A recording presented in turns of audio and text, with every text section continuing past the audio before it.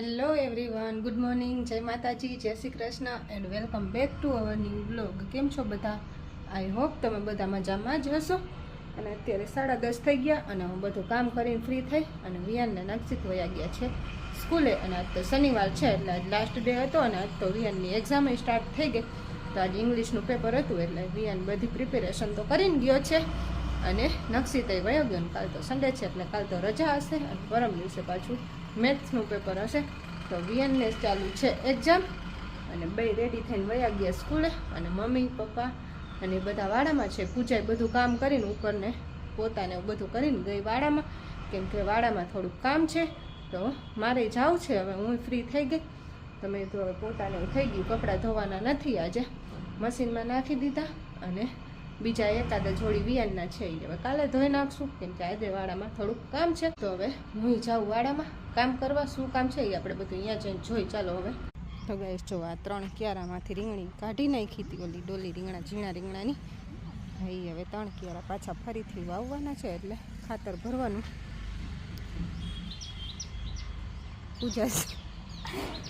પૂજાએ ભાવેશભાઈનો shirt પહેરી લીધો ને, હાથ કાળા થઈ જાય.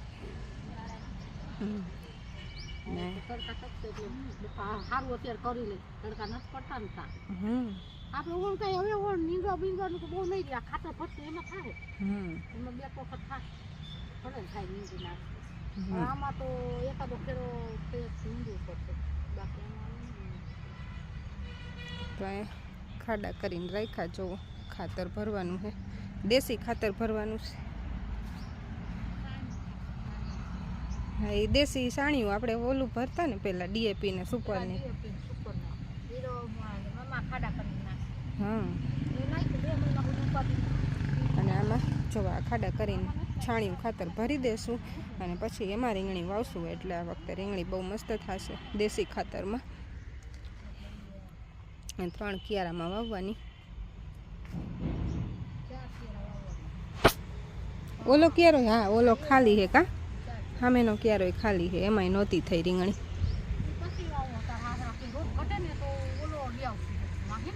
ઓલો ગુલાબી રીંગણાનો.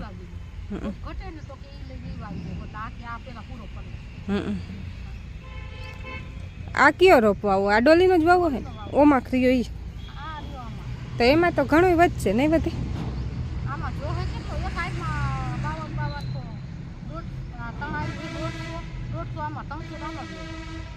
જોઈએ હવે.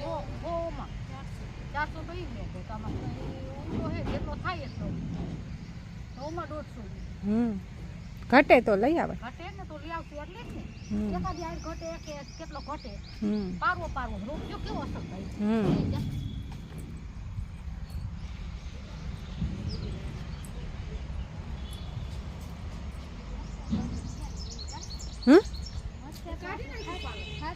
મરચા આપણે થતા જ નથી, કુકડ થઈ જાય. અને આ રોપ તો અસલ મોટો થઈ ગયો છે.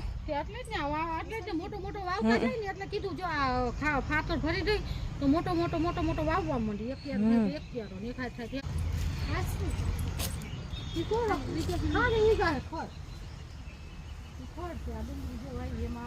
ડુંગળી મોટી મોટી થઈ ગઈ.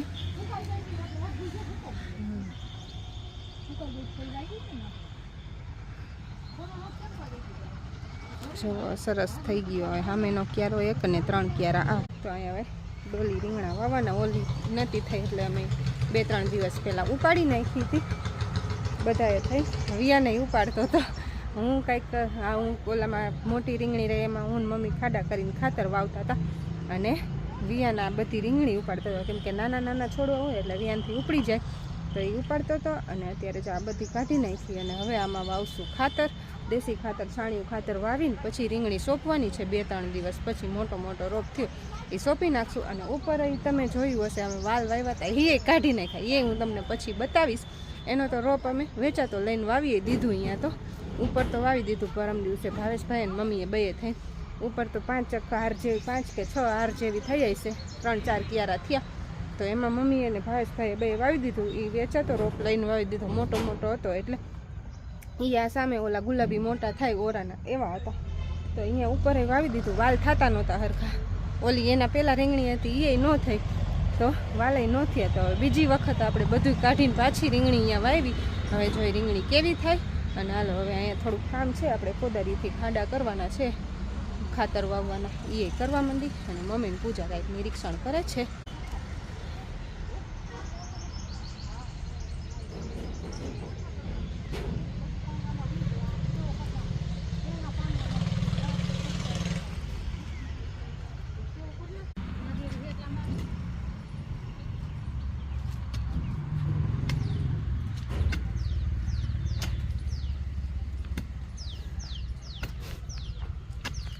હવે મજા આવી ને? હવે મજા આવી. ઓલી કોદારી આવતી જ નથી આવતી. આમાં વારાફરતી કરો.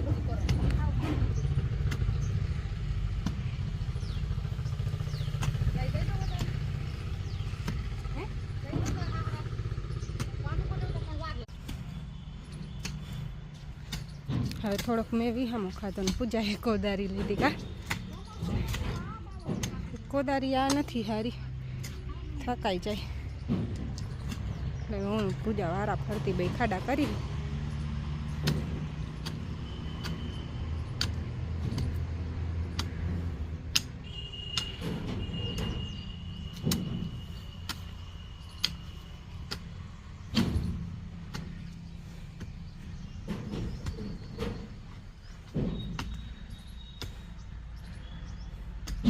પૂજા તો જો દાડી આવી, શર્ટ બટ પહેરીને આવી.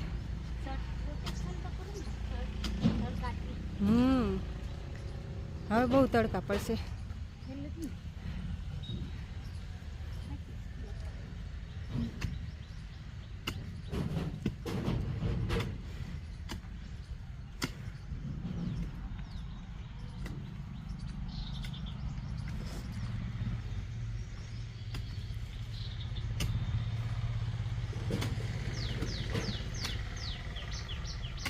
અત્યારે 5:30 થઈ ગયા છે અને વાડામાંથી આવી ઘરે.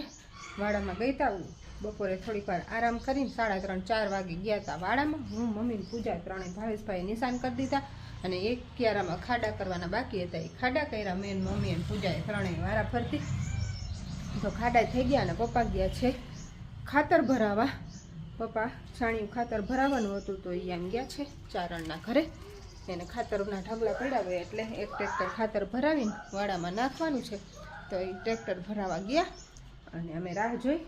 વાડામાં ખોલીને રાખ્યું, સાઈડ ખોલીને રાખી, કેમ કે સાઈડ ખોલવી પડે, અંદર નાખવાનું હોય ટ્રેક્ટર. એટલે બધા વારા હતા એ ખોલીને ભાવેશભાઈ રાખ્યું અને હવે અહીંયા ખાતર નાખશે. અને વિયાન ને નક્ષિતભાઈ વાડામાં છે, પૂજાની ત્રણે.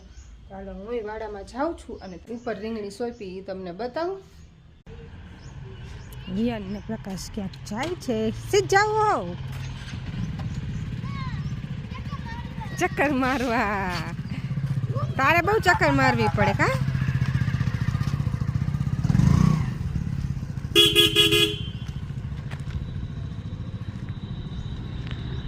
નક્ષિતભાઈ હિંચકા ખાય છે. પ્રકાશને જોઈ ગયો પણ વાહે નહીં થયો હોય, હિંચકામાં બેઠો એટલે. જો અહીંથી ખોલી નાખ્યું, અહીંથી ટ્રેક્ટર આવશે અને અહીંથી ચણા ઉપાડી લીધા. એ ચણા અમે બીટીને રાખ્યા ઘરે. હું પૂજા બે ટમેટા ખાઈ ગયું, પાકા પાકા. કા તે ખાધું ટમેટું? અમે મમ્માએ ખાધું. અને અહીંયા જો વાવી દીધી રીંગણી. આ બધું હરખું કરીને ક્યારા પછી સોંપી દીધી રીંગણી.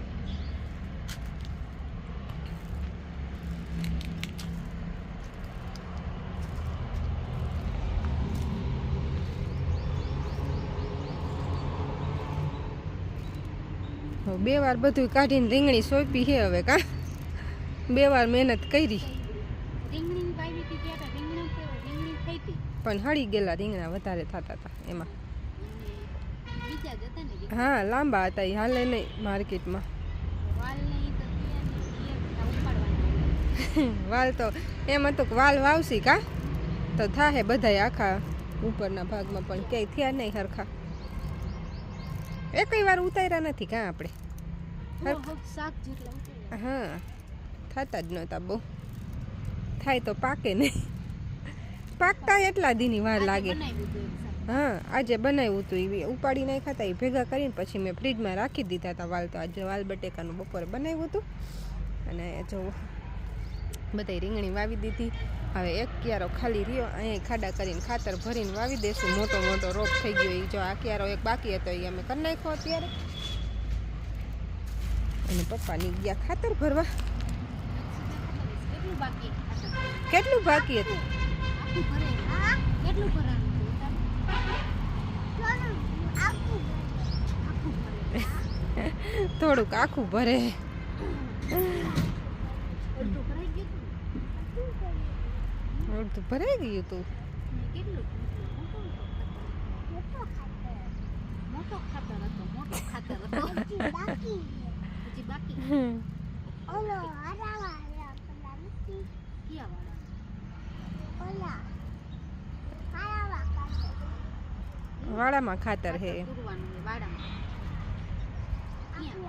ક્યાં પૂરવાનું એ વાળા વાહ ઝાડવામાં હમ ઢગલો કરવાનો ને ઠીક ખબર અહીંયા ટમેટા પાક્યા હતા. હું ને પૂજા બે ખાઈ ગયા. હજી 2 પાકા છે. અહીંયાથી જારીએથી ટ્રેક્ટર આવશે જો.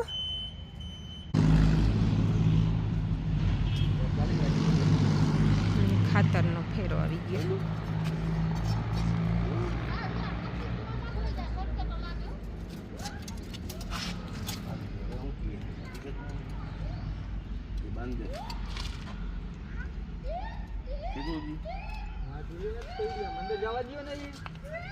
પગ આગળ તમારા આમાં કૂચેલી છે આ તો હતી એમ ના મત છે આ તો અમને વાગે આયમ પગ માર દે આયમ ખાલી બંધ કરો.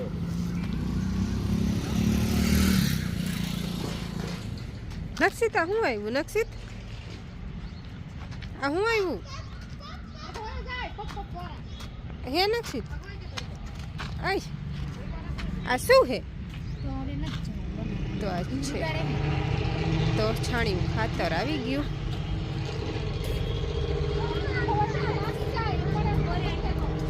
ખાતર કેવું કા?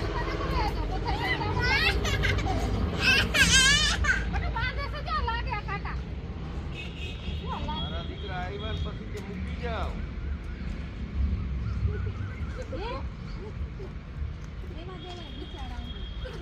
તોડી જ નાખે હે. કેવું મસ્ત ફૂલ ઓલા થયું તું એ તોડી નાખ્યું એમ. દઈ દે ને વિયાન દે. હા એમાં બી થાય. એ તો આખો દી વાડામાં કાઢ્યો. તો માથામાં આવજે જીધો નક્ષિત પડી જાય જીધો તો માથામાં જ આવજે. તો અત્યારે 8:30 થઈ ગયા અને અમે લોકો જમી ફ્રી થઈ ગયા. બધું કામ થઈ ગયું અને અત્યારે મેં મૂકી દીધા છે રસોડામાં જોવો બટેકા બાફવા માટે.